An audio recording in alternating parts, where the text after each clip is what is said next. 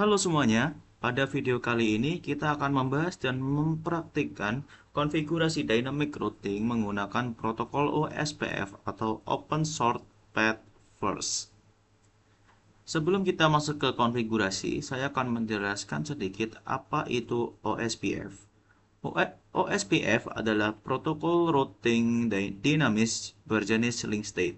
Berbeda dengan RIP yang menghitung jumlah lompatan, OSPF menghitung jalur terbaik berdasarkan cost atau biaya dari suatu link jaringan. Biasanya berhubungan dengan kecepatan bandwidth, OSPF sangat cocok untuk jaringan skala besar karena cepat beradaptasi dengan perubahan jalur dan membagi jaringan ke dalam area untuk efisiensi. Seperti itu teman-teman. Selanjutnya kita akan membahas persoalan konfigurasi. Jadi untuk konfigurasi kurang lebih sama seperti video-video sebelumnya.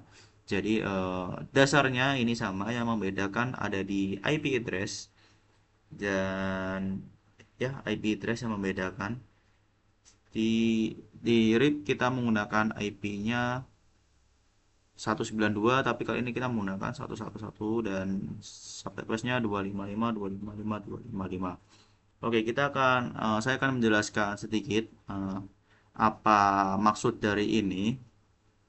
Jadi konfigurasi dari router 1 setelah memasukkan password dasar, kita membuat interface loopback 0 dengan IP 1.1.1.1 dan subnet masknya adalah 255 255 255 255. Ini adalah IP virtual yang sering dipakai sebagai router ID agar OSPF berjalan stabil. Kemudian di fast Ethernet 00 ini saya menggunakan komen IP OSPF priority 0.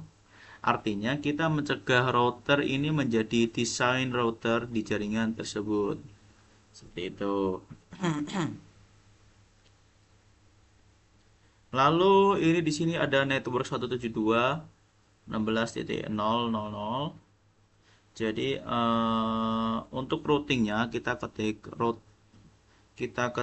router OSPF 1. Angka 1 ini adalah proses ID lokal. Kemudian kita daftarkan network 172.168.00 menggunakan wildcard mask, yaitu 00.255.255 yang berada di area 0.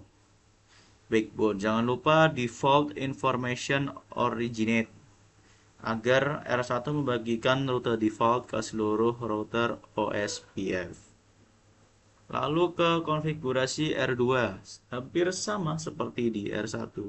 Jadi yang kita membedakan di sini adalah R2 ini.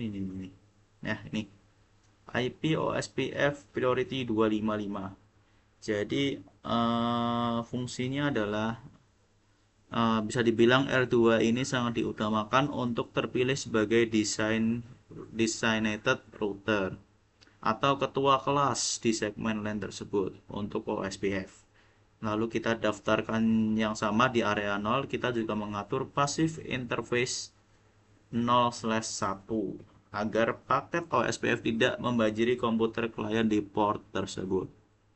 Lanjut kita ke router R4. Untuk R3 ini hampir sama ya teman-teman, priority-nya 100. Jadi kita lanjut langsung ke R4.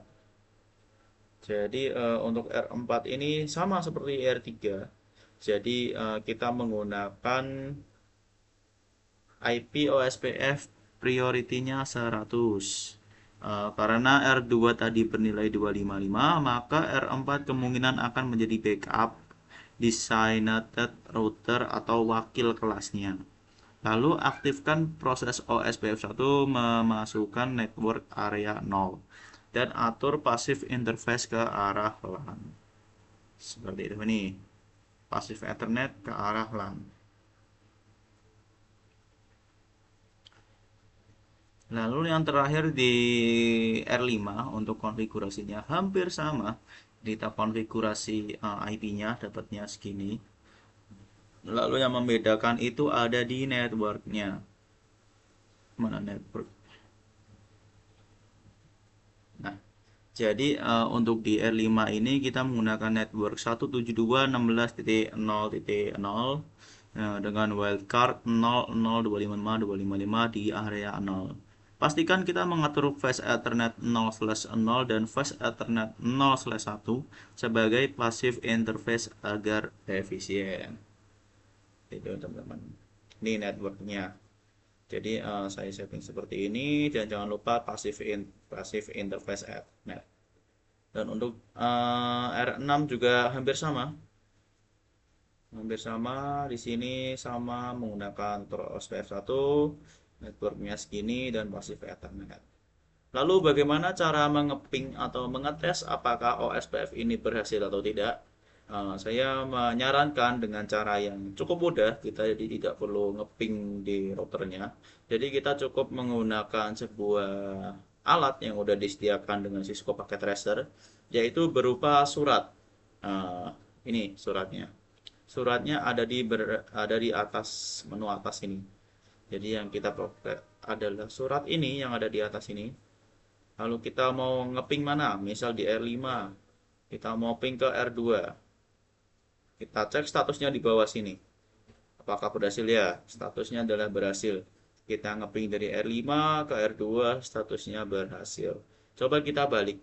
Apakah berhasil gitu kan? Dari R2 ke R5. Kita oke, successful di sini artinya sudah berhasil. Lalu kita akan coba tes ping di sebelah kanan ini atau R4 atau R6 apakah saling terhubung atau tidak. Masih dengan cara yang sama kita coba. Ya, berhasil, successful. Kita coba sebaliknya. Oke, masih berhasil. Jadi kesimpulannya adalah router konfigurasi menggunakan metode OSPF ini adalah agar perangkat di perangkat terdekatnya bisa saling terhubung gitu teman-teman. Jadi prioritasnya adalah perangkat yang di dekatnya. Yang paling dekat adalah menjadi prioritas dari hubungan atau konfigurasi yang udah kita konfigurasi sebelumnya. Mungkin itu saja tutorial pada kali ini. Terima kasih sudah menonton. Jangan lupa like dan komen.